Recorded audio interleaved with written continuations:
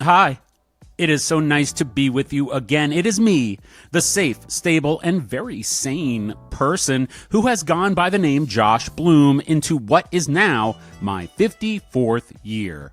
This is the latest edition of the 1,461 Days of Ignoring with Josh Bloom podcast, the weekly compilation of my daily 1,461 Days of Ignoring the Trump administration posts that originate on TikTok and are then posted on the usual billionaire-owned apps that are ruining our ability to empathize and communicate.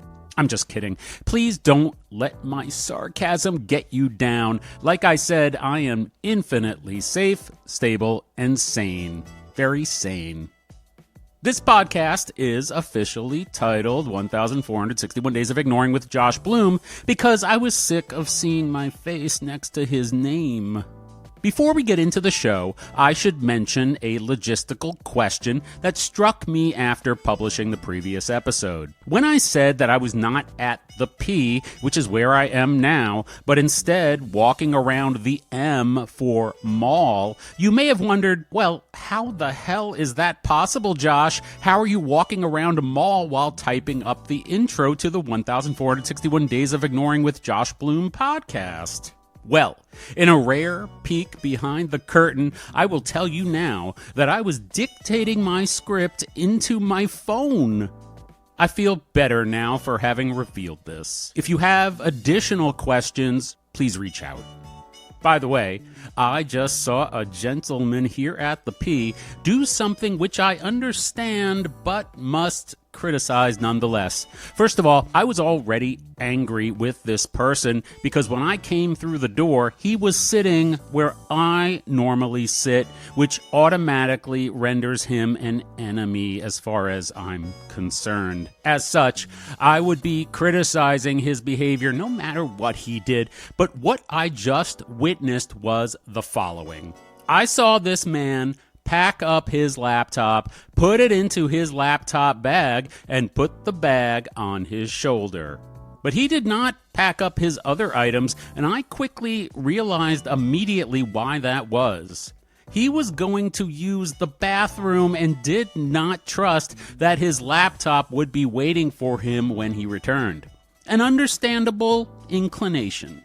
However, the traditional coffee shop behavior is to politely ask your neighbor to look out and make sure no one steals your laptop. Now, I would not put it past this gentleman to have picked up on my vibe and decided, not only can I not trust that my laptop will be here when I get back, I cannot trust it will be here even if I ask this guy being me, Josh Bloom, to watch out for it because I get the feeling that maybe I took his seat and he would love to see my laptop stolen. And so I will take it into the P room with me here at the P. I don't know if this dude called the bathroom at the Panera the P room at the P, but that's what I call it. Anyway, I am not going to wait around to see what happens after he returns. Don't forget, if you want to watch the daily posts that comprise this weekly podcast in real time, you can do so on YouTube, Instagram, or TikTok if you're nasty. All of the links to my social media can be found at superjews.com. You can also watch on Substack, the platform where all of my long-form writing lives, including the illustrated posts that accompany my main podcast, named simply The Josh Bloom Podcast. In case you were unaware, Substack is a platform by which writers can publish writing, which is then emailed as a beautiful, convenient newsletter to subscribers like you. So, when you hear me say, subscribe to my Substack, that means go to superjews.substack.com and just very easily and gently enter your email address. Thank you in advance. And now, let's get into 1,461 Days of Ignoring the Trump administration, days 341 through 347. This week on the show, On day 341, I talk about the difference between ignoring and ignorance. Some of us are paying attention to the behavior of the Trump administration, while most of us are only getting dribs and drabs. That may matter much more later when the consequences start to reach into the everyday life of people who weren't paying attention, and these people start to get pretty pissed. On day 342, I remember the saying, "The enemy of my enemy is my friend." As the rhetoric from the Trump administration leans toward violence, I feel even more resolved to remain mindful, optimistic, and hopeful. I believe that what is meant to divide us actually pushes us closer together because most people cannot tolerate seeing others suffer.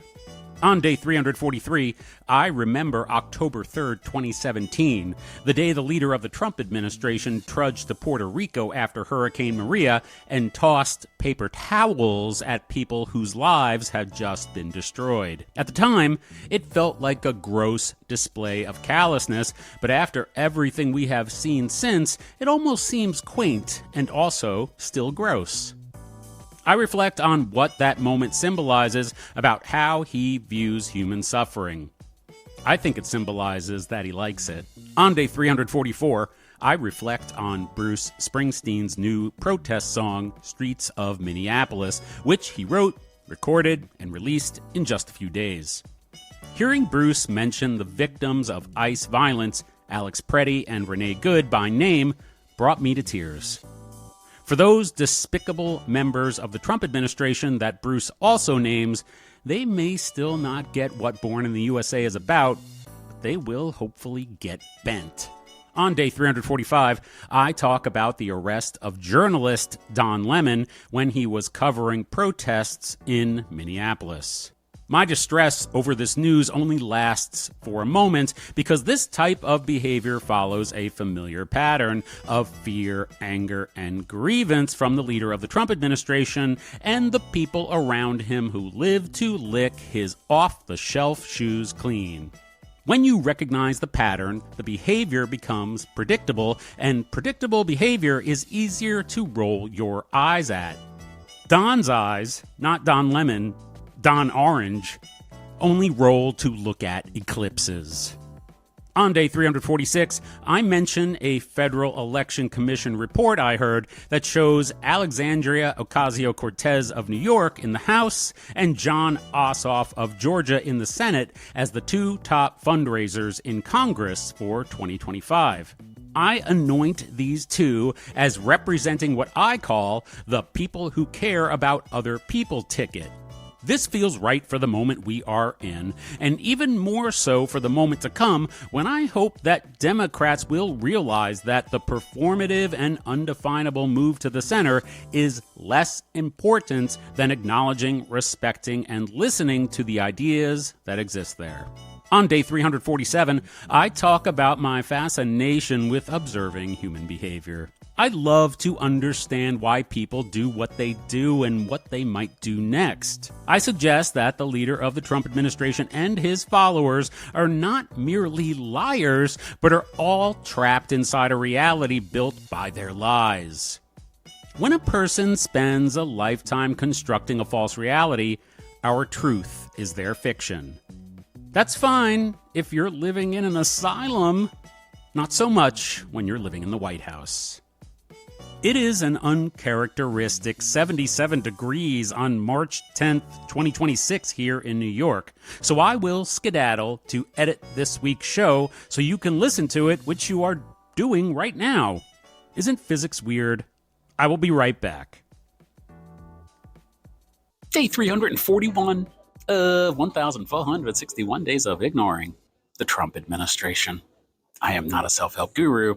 I'm just trying to help myself. Ignoring is not ignorance. If you're seeing me right now, then we're both probably more politically aware than most. I mean, unless you decided, hey, I'm going to download TikTok today. In the first place, I'm going as Josh Bloom's page. That didn't happen. But if you're seeing me right now, you're probably more politically aware than most of your friends and family, not because you're better, but because you're paying attention. And maybe that's good.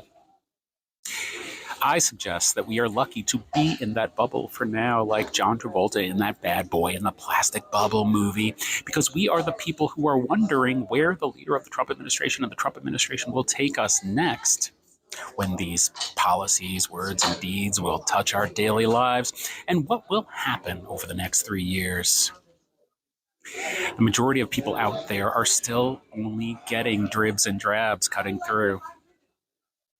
Good, bad, or in between. Some people don't yet know what the consequences will be for not paying attention right now, but they are living their lives the way they see fit.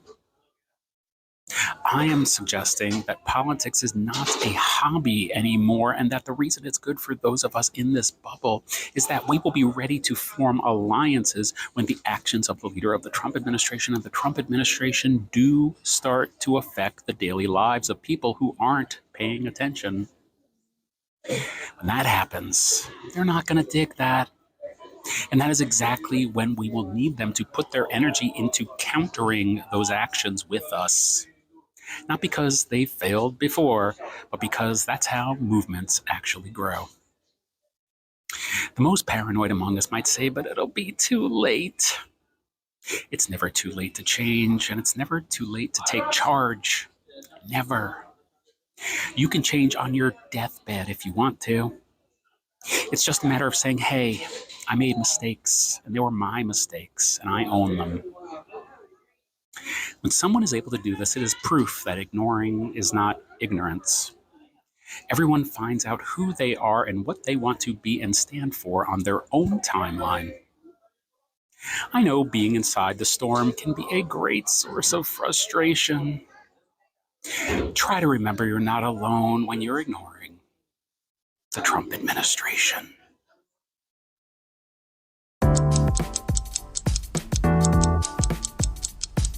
Day 342 of 1,461 days of ignoring the Trump administration. I am not a self-help guru. I'm just trying to help myself. Have you ever heard the saying, the enemy of my enemy is my friend? I am remembering this saying to help me get through the political climate we are living in right now. I feel like the divisiveness of the rhetoric stoked by the leader of the Trump administration and the Trump administration is leaning into more violent rhetoric, and that makes me even more concerned, but even more resolved to remain mindful, optimistic, and hopeful at this time. The saying I just quoted helps because I believe that what is meant to divide us is actually pushing us together as more and more people are becoming aware of what is going on in our communities. The mass protests in the streets of Minneapolis yesterday, when thousands of people committed to walking out of work to assemble in sub-zero weather, are inspiring. I also try to remember that a third of the country does not vote. So receiving daily information about the goings-on of our government only starts to leak through when the news becomes unavoidable and starts to touch the people around us and the people we love. I am seeing it bring out the best in people because people love people. It is in our nature, and seeing the people around us suffer is not acceptable. Political affiliation, race, class, economic background, privilege, skin color, whatever you want to pick from the basket of adorables, does not matter when you love someone. When you love someone, these attributes only serve to endear them to us because the differences show us parts of life that we cannot experience ourselves. I mean, we love our pets, do we not? And they are covered in fur. That's pretty weird. This is my cat, Stella. I bet you do not even mind that she comes from the shelter. Today, I feel like the pressure applied by the leader of the Trump administration is only serving to align our minds and hearts into positive action for ourselves, our neighbors, our communities, and our collective futures. This is what I want to think about when I imagine an ideal nation. This is what I want to think about when I'm ignoring the Trump administration.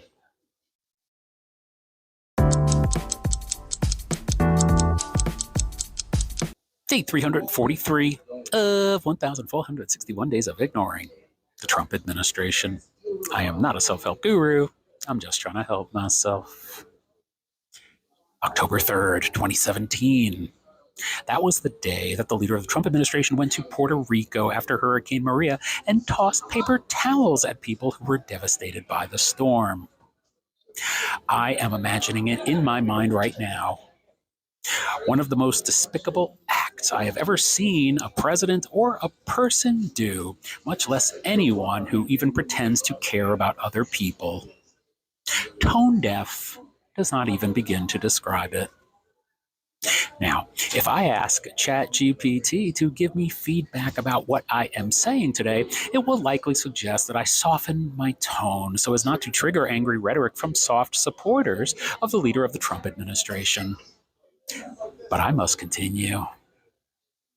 This heinous act by the leader of the Trump administration was almost a decade ago, and as we have learned more, seen more, and heard more of the sadistic behavior of this person and the misfits of morality he has gathered around him and fooled into following him, throwing paper towels at a suffering population now seems almost quaint. At the time, it felt like something that could be chalked up to an abnormality because I could not wrap my head around how someone could be so callous. Maybe he thought there was nothing people want more after surviving a hurricane than to have the mood lightened, and maybe tossing paper towels at them would do that. But remember what that moment symbolizes. Your home, your way of life, the small segment of the world where you find comfort has been destroyed by catastrophic wind and water. When you spill a tablespoon of liquid on your kitchen counter, maybe even a little Kikkoman soy sauce on the floor, you reach for a paper towel to wipe it up. To the leader of the Trump administration, paper towels represent what he believes is the size of your problem.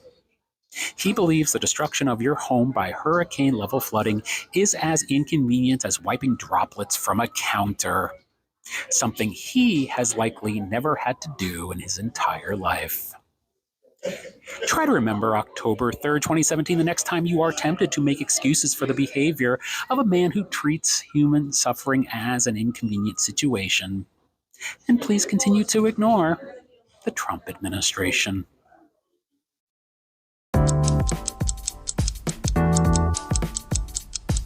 Day 344 of 1,461 Days of Ignoring the Trump administration. I am not a self-help guru. I'm just trying to help myself. It's our blood and bones and these whistles and phones against Miller and Noam's dirty lies. These are not my words, but they are my sentiments. These are the words of Bruce Springsteen, a man who has been known throughout his career for speaking out like singer-songwriters in the folk music tradition do. Today, Bruce has dropped a song called Streets of Minneapolis that he wrote on Saturday, recorded on Tuesday, and released today. I applaud this song, which I listened to 3 times in a row and cried over, especially when he mentions Alex Preddy and Renee Good by name. I am most impressed with Bruce mentioning Donald Trump, Kristi Noem, and Stephen Miller by name, because so many people will hear this song who do not know who those other people are. Casual fans of Bruce Springsteen might not be as plugged into what the hell is going on right now in this country as some people are, and hearing Bruce mention these names will clue them in. They will find out about who is spewing lies, misinformation, and propaganda to cover up what happened in Minneapolis to Alex Preddy and what happened in Minneapolis to Renee Good. They will learn the names of the functionaries that do the leader of the Trump administration's bidding on a daily basis and could very well send this chaos to my town, to your town, and to the towns of people we care about and love next. I realize that Bruce has become a target for people on the right because of his recent outspoken comments about the leader of the Trump administration and the Trump administration. But I have to remind, especially for the people who seem to think he had a change of heart since Born in the USA, that he has always been this way, and Born in the USA is a song about this very same type of subject matter. inequality, inequity, and injustice directed against the citizens of the nation. Please pay attention to Bruce's new song, Streets of Minneapolis, and please continue to ignore the Trump administration.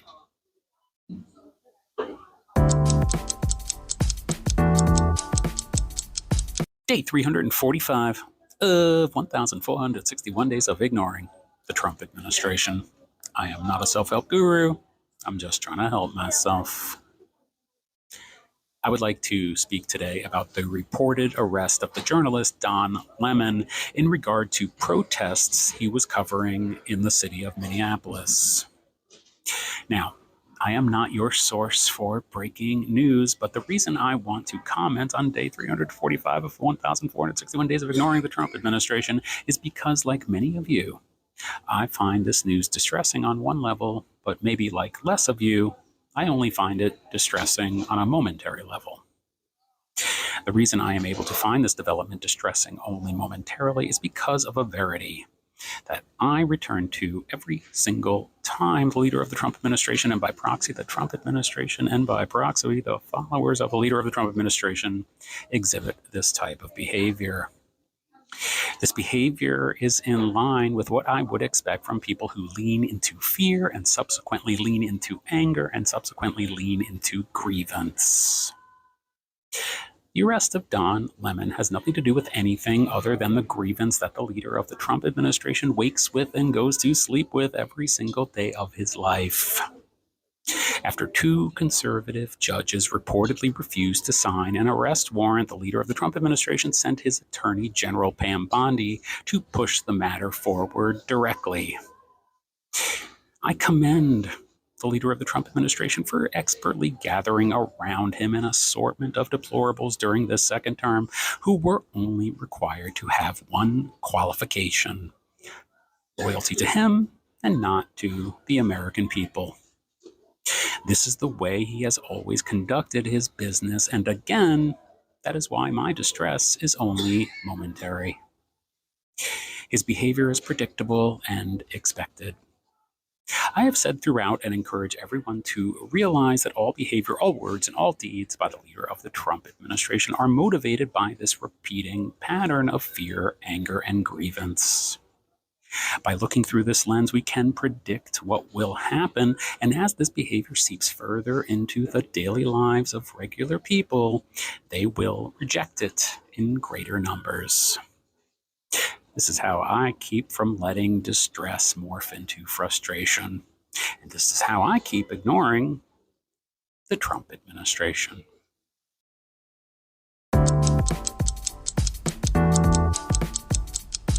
Day 346 of 1,461 days of ignoring the Trump administration.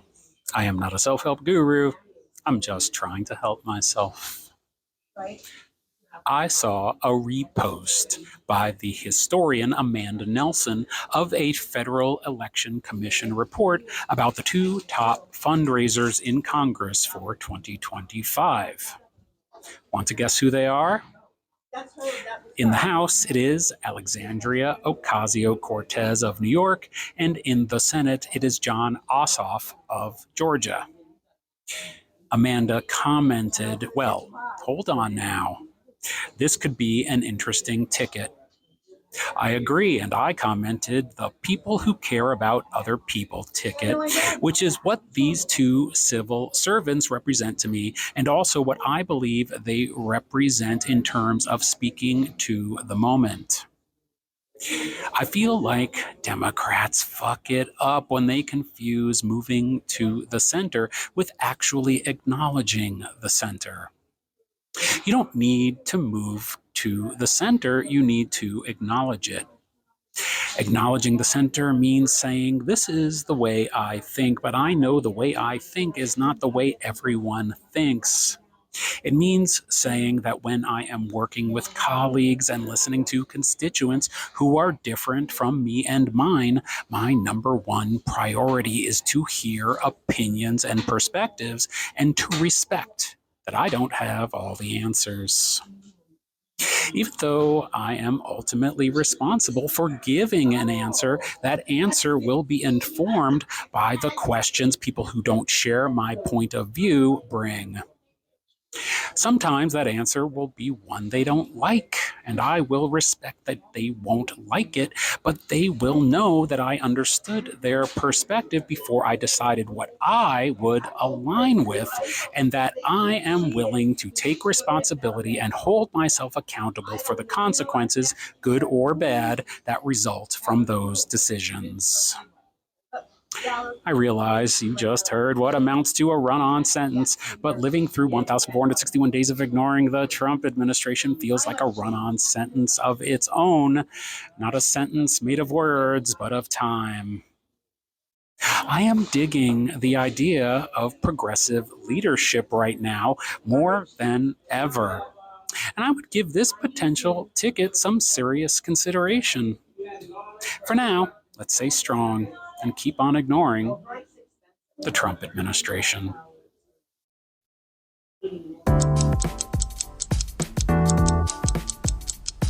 Day 347 of 1,461 days of ignoring the Trump administration. I am not a self-help guru. I'm just trying to help myself. I love observing human behavior.